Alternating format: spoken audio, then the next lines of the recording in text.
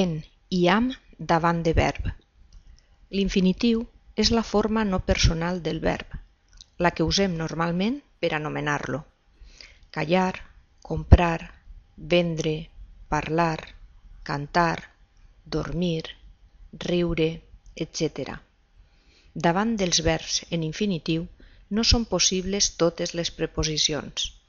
En concret, les preposicions en i am no poden anar davant d'un infinitiu.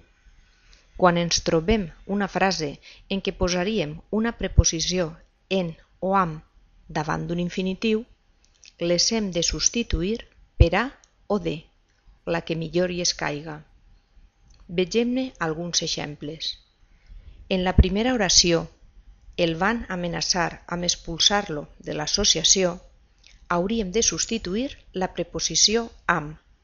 El van amenaçar d'expulsar-lo de l'associació. En l'oració no tardaré gens en comprovar el nivell d'oli del cotxe, hauríem de substituir la preposició en. No tardaré gens a comprovar el nivell d'oli del cotxe. Finalment, hem de dir que l'únic cas en què la preposició en és correcta davant d'un verb en infinitiu és quan indica una expressió temporal equivalent a quan. Per exemple, la frase «Sa mare es va desmaiar en saber la notícia» és correcta perquè és equivalent a «Sa mare es va desmaiar quan va saber la notícia». Per tant, recapitulem.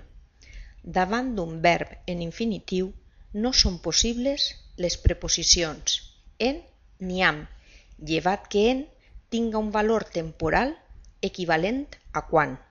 Les hem de substituir per a o de segons convinga.